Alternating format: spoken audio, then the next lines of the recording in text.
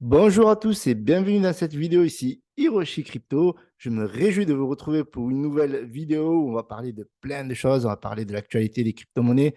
Nous allons parler de Solana qui est en train de refaire un rebond technique. Nous allons parler de Hook également qui est sur un range. On va parler de BlackRock. Enfin bref, plein de choses. Et je vous invite d'ores et déjà à mettre un petit pouce bleu, à vous abonner pour recevoir chaque jour de nouvelles pépites et pourquoi pas vous en mettre plein les poches. Je vous rappelle bien entendu que je ne suis pas votre conseiller financier, que tout investissement en crypto-monnaie comporte des risques de tout perdre. C'est pour ça qu'on vous recommande souvent de n'investir que l'argent que vous êtes prêt à perdre. Donc hier, je vous avais fait une vidéo sympathique sur Solana x25 ou la faillite et je vous donnais plein d'informations concernant le projet et son évolution et que j'y croyais toujours et le marché me donne raison aujourd'hui. Alors, il y a beaucoup de personnes qui avaient dit qu'ils n'avaient aucune raison de croire au potentiel de Solana. Eh bien, sachez que déjà, d'un point de vue technique, au niveau de la spéculation, il y avait déjà moyen de gagner pas mal d'argent, voire plus de 30% rien qu'entre hier et aujourd'hui. Donc, j'ai posé un sondage ici, crypto, votre pressentiment sur l'année 2023. Eh bien, la majorité ont dit bullish 56,9%, mais n'hésitez pas à participer parce que voilà, il reste 18 heures, ça fait que 102 votes. Donc, n'hésitez pas à participer. Donc, je vous ai partagé aussi une grosse news. Justin Sun, fondateur de Tron, qui soutient deux gros projets qui sont Pi Network et Cordao. On va parler dans la vidéo, donc des projets qui sont liés au minage. Donc, on va faire un petit tour sur le marché, mais avant, n'oubliez pas, donc likez cette vidéo, commentez et surtout, rejoignez-moi sur Twitter et voilà, comme ça, vous aurez toutes les pépites en temps réel. Alors, Solana nous fait un plus 20,82% juste aujourd'hui, alors que nous sommes sur un marché voilà, qui stagne. Hier, on a atteint le niveau des 800 milliards, donc aujourd'hui, voilà, on est à 805 milliards. Donc voilà, ça ne bouge pas trop. Donc petite baisse de 0,37% par rapport à hier. Donc aujourd'hui, c'était voilà, 50-50, ça monte, ça descend. On a le Bitcoin qui perd 0,48% alors qu'il allait chercher les 16 800. On a l'Ethereum voilà, qui est toujours au-dessus du niveau technique des 1200 $ avec une petite baisse aujourd'hui de 0,75%. Donc dans l'absolu, le marché stagne parce que voilà, hier c'est monté, aujourd'hui ça descend. Donc finalement, ça ne bouge pas trop, hormis pour Solana, 20,82%. Et voilà, on est passé en l'espace de quelques jours. J'avais fait une superbe vidéo où j'avais dit Ben 200, trois pistes de réflexion pour 2023. Je vous avais parlé notamment de Solana qui était autour des 8 à 9 dollars il y a 5 jours. Donc n'hésitez pas à vous abonner et à suivre les vidéos parce que voilà, il y a moyen de gagner de l'argent sans être bien entendu votre conseiller financier. Je vous invite toujours à faire vos propres recherches. Donc le marché aujourd'hui est plutôt voilà, mitigé parce que voilà, on a une première phase où ça a bien pump et une deuxième phase où ça corrige, on va dire ça comme ça. Mais voilà, abonnez-vous, regardez cette vidéo. Voilà, je vous donne pas mal d'informations sur le projet, je donne pas mal aussi d'informations sur Hook et on va regarder un petit peu ce qu'ils font ces projets-là, ce que font ces projets-là. Donc voilà, aujourd'hui, on est toujours sur le Bitcoin à 16 652. Donc, vous voyez qu'on est toujours sur ce range, ce fameux range où ça reste quand même assez plat, j'aimerais dire, petite montée. Et puis voilà, petite baisse aujourd'hui. Donc, ça latéralise en largeur, comme on peut le voir ici. Donc, on reste quand même sur la moyenne hausse du range. Mais au final, il faudrait qu'on passe les 16 800 pour aller chercher de nouveaux techniques, voire 16 928 $. Donc voilà pour le Bitcoin. Donc c'est toujours à peu près pareil, bien qu'on est quand même sur une moyenne hausse et c'est plutôt encourageant. Donc on a le Solana voilà, qui nous fait quelque chose de super intéressant. Là, on dirait que c'est voilà, le dragon, il se réveille. Voilà, il en avait marre de cracher du feu. Maintenant, il prend son envol et on va aller chercher peut-être, pourquoi pas, ce seuil technique donc, les 15 dollars, on a du mal à les passer sur Solana. Donc, sûrement qu'on va les chercher et pourquoi pas les dépasser. Par contre, si on les dépasse, les 15 dollars, ça peut aller très, très loin. Je vous rappelle qu'il y a un gros partenariat avec Google des actualités qui vont tomber prochainement. Alors, je ne vous recommande pas d'investir, bien entendu. Je vous invite à faire vos propres recherches. N'hésitez pas à regarder cette vidéo-là, je vous en parle pas mal, et cette vidéo-ci. Alors, Hook et sur Orange. Alors, je vais vous expliquer un petit peu l'Orange. Donc là, il a eu une grosse remontée. Donc, on a le point bas du Orange qui est autour des 1,28 $. Vous voyez, on l'a touché ici, on l'a touché ici, on l'a presque touché là, on l'a touché ici. Donc, le plus bas du range, il est autour des 1,28. Le plus haut du range est autour des 1,42. Et sur la moyenne du range, on est autour des 1,32. Et puis, ça corrige pas mal autour des 1,38 $. À chaque fois qu'on touche les 1,38 $, eh bien, généralement, ça redescend. Donc, voilà. Donc, je vous donne le range. Maintenant, c'est à vous de faire vos propres analyses techniques. Donc, il se peut qu'on aille chercher des plus hauts, il se peut que ça descende plus bas. Mais vous voyez bien que depuis le 1er janvier, donc soit 3 jours, nous sommes sur un range depuis voilà, une remontée. Alors, on va parler des actualités du jour. On a BlackRock qui va à la rescousse de Core Scientific pour sauver l'entreprise de la faillite. Et ça, c'est super intéressant. Pourquoi? Eh bien, parce que Core Scientific, qui s'était mis sur le chapitre 11 des faillites aux États-Unis, histoire de prendre le temps de trouver de nouvelles opportunités, ils ont trouvé de nouveaux investisseurs. Et BlackRock, ben, ils en ont profité pour investir plusieurs millions. Donc, la SEC a validé. Et en fait, ce qui s'est passé, donc, Core Scientific, c'est une société qui est basée sur le minage. Et comme vous le savez, en ce moment, c'est la crise au niveau de l'énergie. Donc, crise de l'énergie et baisse des rendements du Bitcoin, eh bien, vous avez beaucoup de sociétés sur le minage qui ont mis la clé sous la porte, tout simplement. Et aux États-Unis, en général, eh bien, on se met en faillite en vertu du chapitre 11 pour se protéger en attendant de trouver de nouvelles opportunités. En parallèle, nous avons par exemple FTX qui s'est mis sur le chapitre 11, mais franchement, je ne donne pas cher de la peau de FTX. Encore que là, il y a vraiment des fondamentaux et il y a vraiment des raisons pour lesquelles il y a une opportunité à l'avenir. Donc là, on est en hiver, donc les énergies, les prix augmentent avec la crise, avec la guerre en Russie et en Ukraine. Eh bien, fait qu'on a des coûts énergétiques qui sont très élevés. Et donc, avec la baisse du Bitcoin et le bear market, beaucoup de sociétés n'arrivent pas à s'en sortir. Et donc, BlackRock a saisi l'opportunité avec une autre société d'investir plusieurs millions. Donc, maintenant, BlackRock est actuellement le principal actionnaire de Core Scientific, détenant 37,9 millions de dollars en billets convertibles au 28 décembre 2022.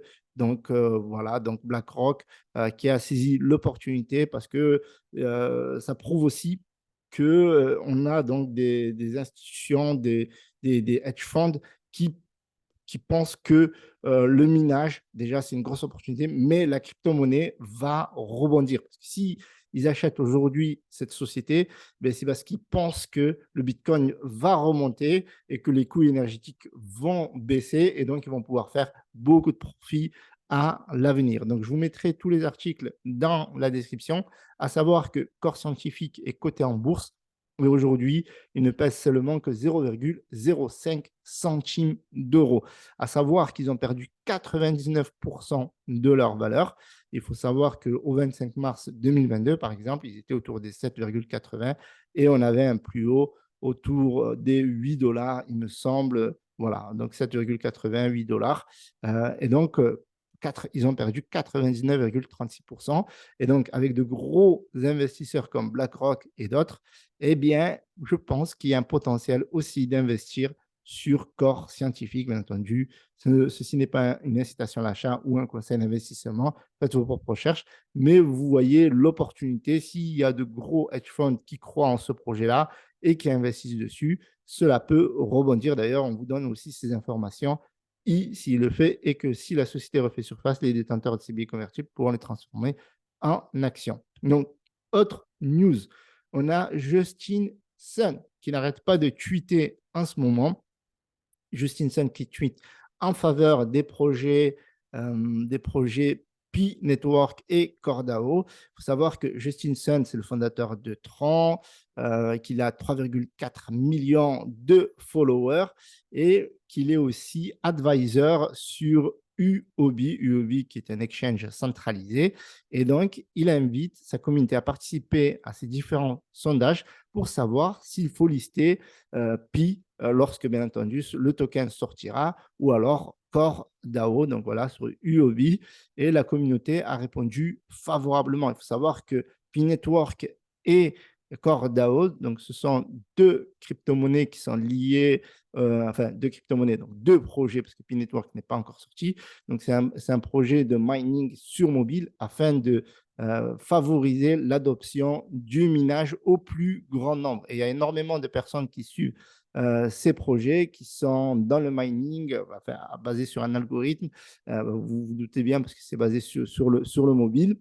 Et donc, voilà, pour P-Network et CoreDAO, pareil, donc c'est une organisation décentralisée voilà, qui développe le projet, enfin, l'écosystème Satoshi Plus. Donc, voilà, ça représente au niveau des mineurs de saisir plus de revenus. Donc, vous voyez qu'on est bien dans le minage et le minage, ben, c'est une opportunité à l'avenir vu que en ce moment, le marché est plutôt baissier par rapport au coût des énergies et le Bitcoin qui a bien baissé de ses plus hauts autour des 65 000 dollars. Donc, la Chine a lancé une plateforme NFT encadrée par le gouvernement. Alors, c'est marrant parce que les Chinois se disaient anti-crypto-monnaie, anti-minage, etc.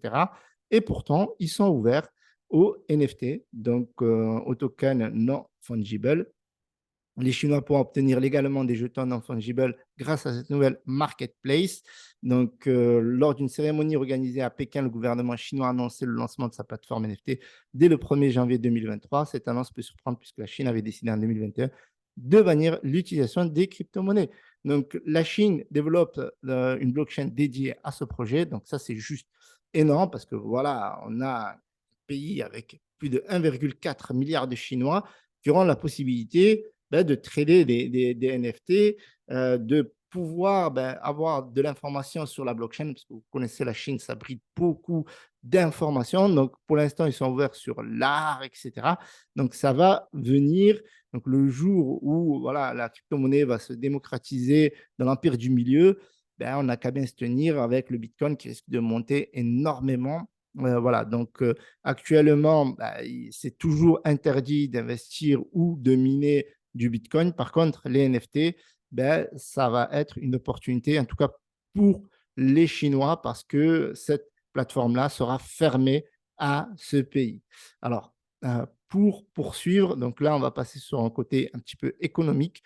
Le CAC 40, pardon, qui est soutenu par des premières données rassurantes concernant l'inflation en Allemagne. Donc, on a de manière générale de l'inflation qui baisse un peu partout, aux États-Unis, en Europe et là surtout en Allemagne. Donc, du coup, le CAC 40 est plutôt positif sur les dernières heures. Et donc, du coup, la Fed a pris des dispositions. Donc, quand est-ce que la Fed pourrait augmenter les taux d'intérêt? Vous savez, l'an dernier, on a mangé toute l'année des taux d'intérêt qui n'arrêtaient pas d'augmenter de 0,75% jusqu'au dernier taux autour des 0,5%. Donc là, on imagine probablement une future hausse de 0,25 points, donc 0,25%. Donc, on serait autour des. Là, on est à 4,5%, donc on serait à 4,75%. On pourrait aller chercher les 0,5%, parce que vu que la Fed a fait 0,75% à plusieurs fois, à plusieurs reprises, donc il pourrait le faire autour de 0,5% à plusieurs reprises, parce que même si l'inflation a baissé, donc on est passé de 9% le pic en juin à 7%, il considère que c'est insuffisant. Et donc, il pourrait continuer d'augmenter les taux d'intérêt, mais ceci dit, légèrement. Alors, chaque mois, on avait droit à une hausse des taux d'intérêt. Ce ne sera pas le cas pour ce mois. Et ceci est une bonne nouvelle. Pourquoi? Parce que chaque début du mois, on avait le marché qui baissait constamment et qui ne remontait pas à hauteur lorsque la news était donnée. Parfois, ça remontait, puis ça rebaissait, etc. Et là, on n'aura pas cette crispation, on n'aura pas ce stress de début de mois de se dire, mais mince, on a investi à ce point alors qu'on a une mauvaise news qui va tomber. On aurait pu attendre la news pour voilà, acheter. et le marché normalement rebondit à chaque fois. Donc ça peut offrir des opportunités chaque mois liées à ces hausses des taux d'intérêt, liées à l'inflation.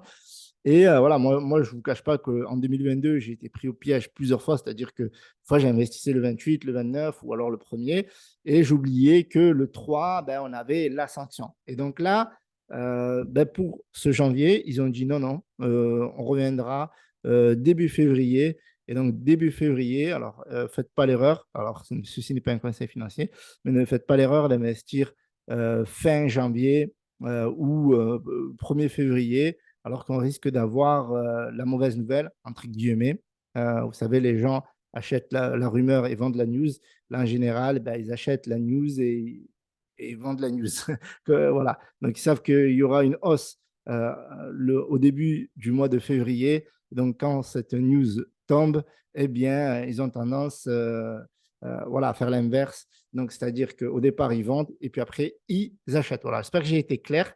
Mais en gros, c'est comme ça que ça se passe. C'est comme ça que ça s'est passé toute l'année 2022. En tout cas, ce mois de janvier, le marché devrait être pour moi super bullish.